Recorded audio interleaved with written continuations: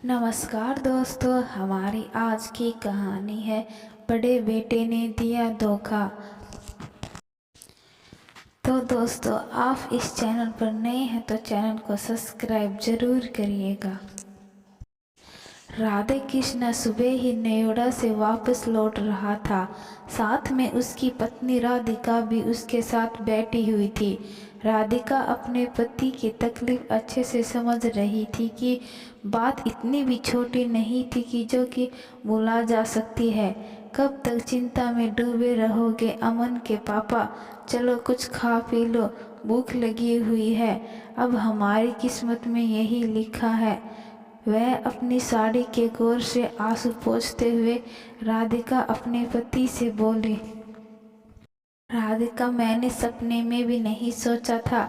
जिस बेटे की इच्छा पूरी करने के लिए मैंने अपनी जिंदगी की पूरी कमाई लगा दी, आज वह मुझसे ऐसी बात करेगा। मैंने सर्दी गर्मी और बारिश में बस रात दिन एक करके मेहनत करता रहा और अपने बेटे की पढ़ाई के लिए पैसा कमाता रहा ताकि मैं उसे डॉक्टर बनने का सपना पूरा कर सकूं।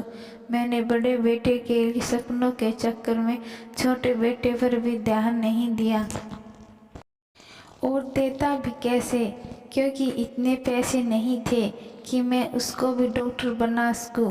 रघु ने मुझे कभी भी फरमाइश नहीं की, बस वह तो एक इंजीनियरिंग बनने में खुश था। परंतु आज मैंने रघु की थोड़ी सी मदद क्या कर दी कि बड़े बेटे ने मुझे इतना सुनाया, पैरों से नीचे जमीन खिसक गई।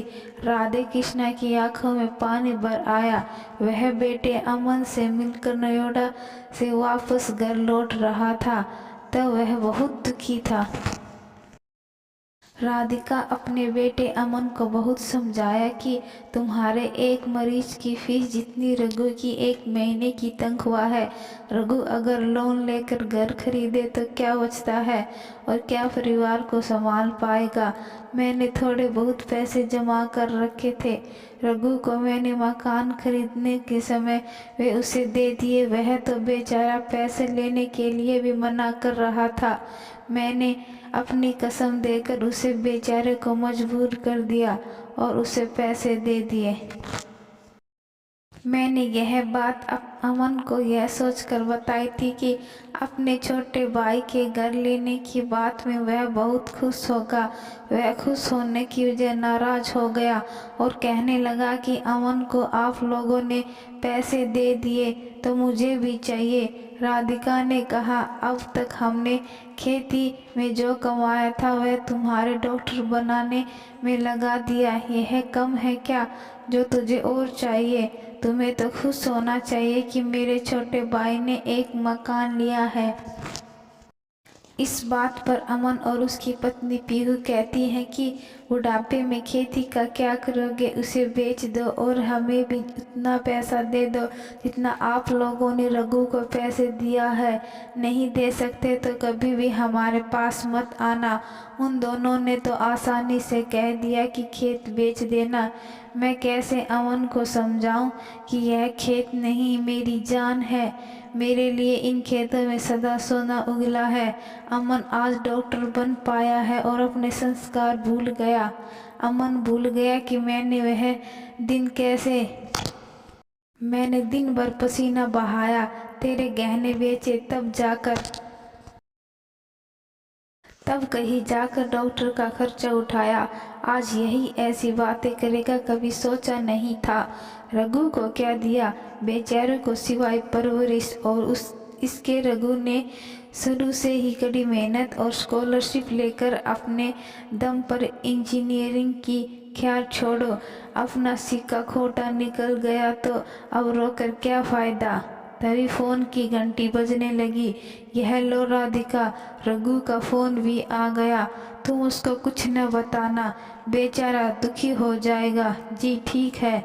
यह कहते हुए राधिका रघु से बात करने लगी और पूछने लगी, कैसे हो बेटा, कब की पूजा रखी है गृह प्रवेश की? अच्छा सुन ले, पहले बाबूजी से बात कर लो, वह तुझसे कुछ बात करना चाहते हैं। रघु बेटा, मैं अमन के यहाँ पर गया था और सही सलामत घर पहुँच गया। जल्दी पूजा की तैयारी कर लो। तेरी माँ को अपने रघु के घर देखने की बहुत इच्छा है। इस बार उसे लेकर आऊँगा। जानता हूँ बाबूजी, माँ की हमेशा यही इच्छा रही, मेरा अपना खुद का घर हो जाए। आप दोनों के आशीर्वाद से ये इच्छा भी पूरी हो गई है और घर भी हो गया है। मैं भी माँ से जल्द ही मिलना चाहता हूँ, इसलिए पूजा अगले गुरुवार को ही रखी है। मैंने टिकट भेज दी है। आप लोगों को कल ही आना है। जल्दी से आ जाओ तो सब आपको और माँ के रीति रिवाजों से ही हो जाएगा। बाबूजी, माँ को फ़ोन दीजिए ना, पूजा माँ से कुछ बात करना चाहती है। रघु बोला, ठीक है बेटा, हम आ जाएंगे। माँ को फ़ोन देता हूँ, ले बात कर ले।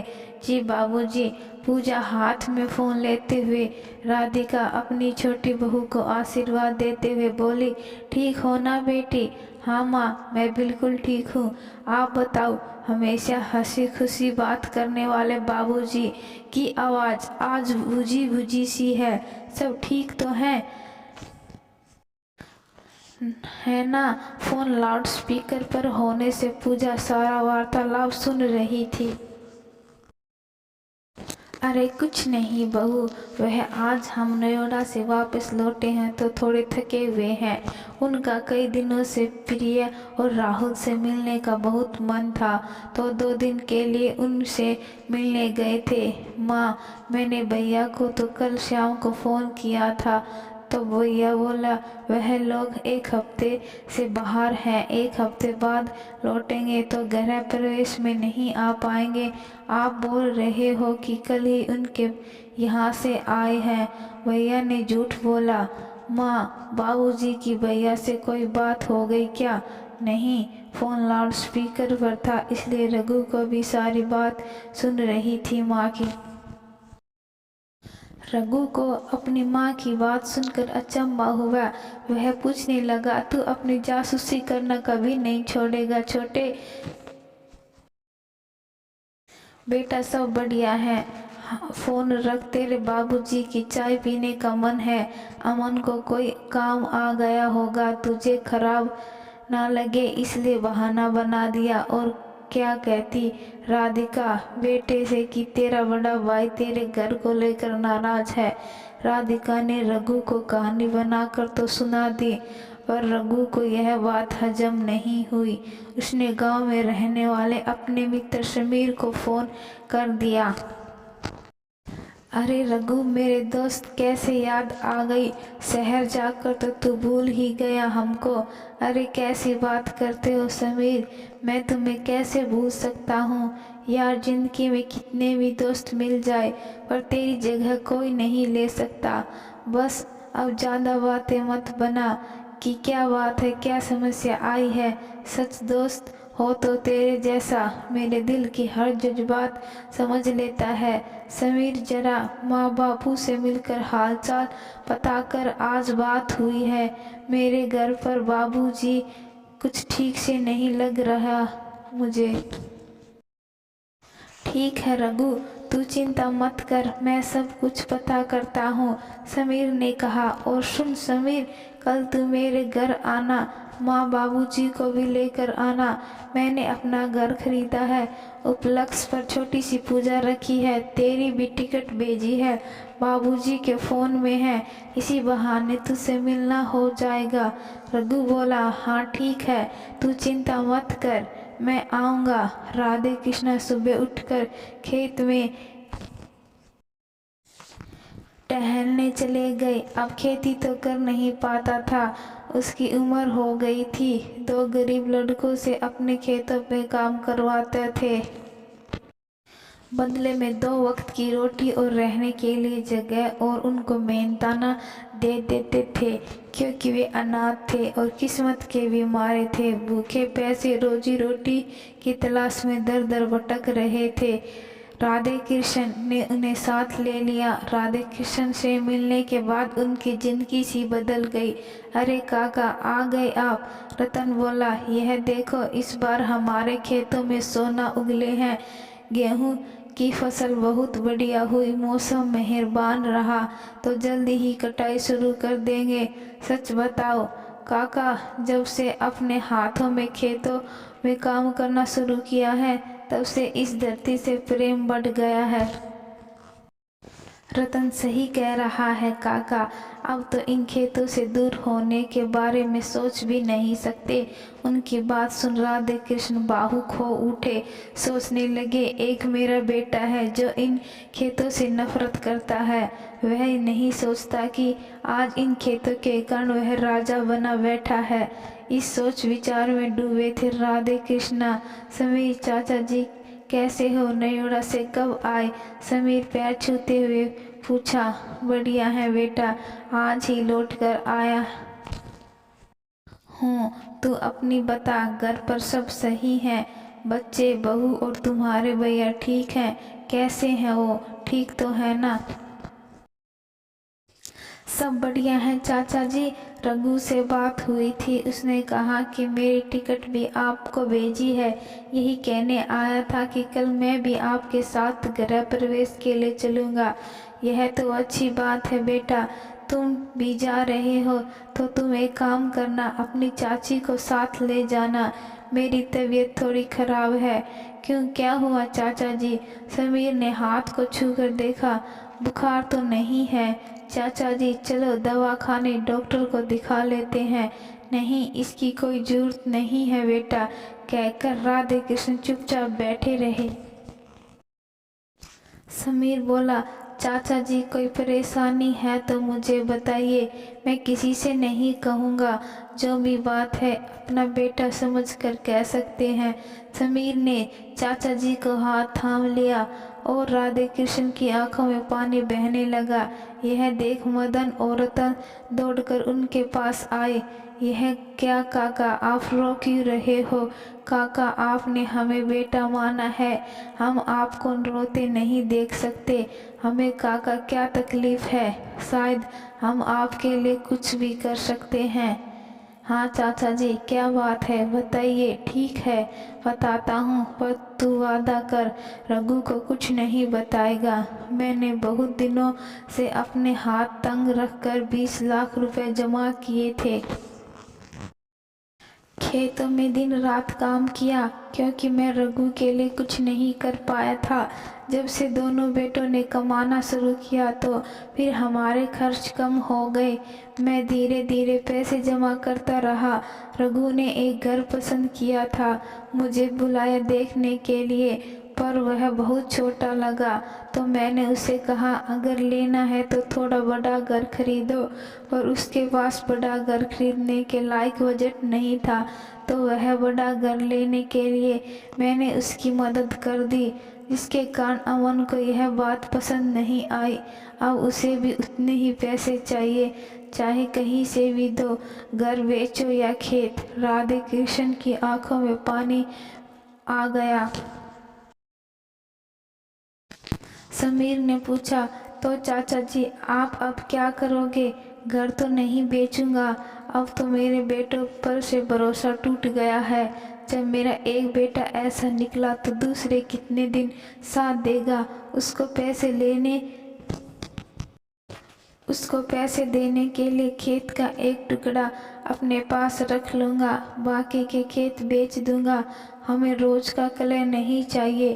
खेत के एक हिस्से से ही मेरा और इन दोनों का गुजारा हो जाएगा। राधे कृष्ण रतन और मदन की तरफ इशारा करते हुए कहा, अच्छा चलता हूँ। राधे कृष्ण घर की तरफ चल दिया। समीर ने मदन और रतन से कहा, सुनो, कल मैं रघु के घर जा रहा हूँ, तुम लोग चाचा जी का ध्यान रखना। खेतों में चाचा जी की जान बसती है, यह खेत चले गए तो वह नहीं जी पाएंगे। उसके लिए मैं उन्हें दिया वादा भी तोड़ सकता हूँ। ठीक है समीर भैया, अब तो रघु भैया ही कुछ कर सकते हैं। दूसरे दिन सुबह ही समीर और राधिका रघु के यहाँ पहुँच गए। अरे माँ आ गई समीर, यह मेरे सपनों का घर। अरे बाबूजी कहाँ? रघु बाहर जाके देखा राधे कृष्ण को न देख दुखी हो गया। माँ बाबूजी। बेटा उनकी तबीयत थोड़ी नरम है और गर्मी बहुत ज़्यादा है, इसलिए नहीं आए। तो माँ फ़ोन पर आप बता देते, पूजा कुछ दिन बाद रखवा लेते। अच्छा आप लोग बातें बाद में, पहले आप लोग थोड़ा आराम कर लो। रघु और पूजा दोनों पूजा की तैयारी में जुटे थे। समीर ने 6 साल की बेटी उसके साथ खेलने लगा। रघु उसे अकेले देख उसके पास आकर बैठ गया। बेटा जाओ मामा के साथ खेलो। अब बता समीर, बाबूजी क्यों नहीं आए? सच में बीमार हैं या कोई बात? समीर सारी सच्चाई बयां करते हुए, मामा जी के साथ खेलो। अब बता समीर, बाबूजी क्यों नहीं आए? सच में बीमार हैं या कोई बात? समीर ने सारी सच्चाई बयां कर देता है। रघु को अपने कानों पर विश्वास नहीं हो रहा था कि उसका बड़ा भाई ऐसे व्यवहार करेगा, और चुपचाप उठकर पूजा के पास चला गया और सारा किस्सा कह सुनाया। क्या बात कर रहे हो आप? बड़े भैया के पास इतना पैसा है और दिल इतना छोटा। पीहू भाभी उनका दुख क्या समझेगी? मैं रही हूँ माँ बाबूजी के साथ। जब आप नौकरी तलाश रहे थे, मैंने देखा बाबूजी को दिन रात एक करके मेहनत करते हुए। मौसम खराब होने लगता तो रात रात भर सो नहीं पाते थे। जब मैं कहती आपके दोनों बेटे काम कर रहे हैं, फिर भी आप बेकार ही इतनी मेहनत करते हो, तो बाबूजी हमेशा एक ही बात कहते कि इंसान कितना भी बड़ा क्यों न हो जाए, पर हमेशा मिट्टी से जुड़ा रहना चाहिए। यह धरती हमारी माँ है, हमसे कुछ लेती नहीं, पर प्रेम और मेहनत से जोते रहो तो सोना भी उगलती है और हीरे मोती भी। सुनो पूजा, एक बात बोलूं? हाँ बोलो। यह घर बेच देते हैं और बड़े भैया को उनका हिस्सा देकर बाबूजी का बोझ हल्का कर देते हैं। गांव कोई ज़्यादा दूर तो नहीं है, हम वहाँ रहेंगे। खुशी के लायक अच्छे स्कूल हैं और अब तो बिजली भी आ गई है, मुझे कोई दिक्कत नहीं है। रघु और पूजा दोनों ने फैसला कर लिया। उसमें माँ और समीर को भी शामिल कर लिया। बड़े भाई के पास जाकर उसने लिखित पेपर पर साइन करा कि वह अपना घर उसके नाम करा रहा है। बदले में गांव की संपत्ति से वह अपना हक छोड़ दे। अमन को फिर भी शर्म नहीं आई कि उसके कारण उसका भाई अपना घर तक उसे देने चला। मुझे क्या, मुझे तो अपना हिस्सा चाहिए, चाहे कैसे भी मिले। यह लो, लिख दिया, दस्तखत भी कर दी। तुम्हें ही मुबारक हो, गांव का घर और खेत। अब जाओ यहाँ से। विनोद सबको साथ लेकर अपने गांव, अपनी माटी में लौट आया। राधे कृष्ण सो रहा था। गाड़ियों की आवाज़ सुनकर बाहर निकल आए। रघु, यह सब क्या है? तू यहाँ, यह सामान कोई बताएगा भी मुझे? चरण स्पर्श बाबूजी, पूजा ने झुककर पैर छूते हुए कहा। हम अपने घर ही तो आए हैं बाबूजी, अब हमेशा आपके साथ और आपके पास रहेंगे। और घर का क्या, वह कौन रहेगा? वह बड़े भैया को दे दिया बाबूजी। हमारे आपकी खुशी पहले, हम जानते हैं कि ये खेत नहीं, आपके दिल का टुकड़ा है बाबूजी। अब आप निश्चित हो जाइए, भैया कभी भी इस घर और खेत में हिस्सा लेने नहीं आएंगे। राधे कृष्ण की आंखों में खुशी के आंसू बहने लगे। मेरे बच्चे, इतना बड़ा त्याग। राधिका कहने लगी, मैं हमेशा से ही जानती हूँ रघु में आपके गुण हैं। वह किसी को दुख नहीं दे सकता। हम बहुत भाग्यशाली हैं जो हमें पूजा जैसी बहू मिली है। तो दोस्तों, मैं आशा कर रही हूँ कि आपको यह कहानी पसंद आई है। कहानी पसंद आई है तो कहानी को लाइक शेयर ज़रूर करिएगा। धन्यवाद।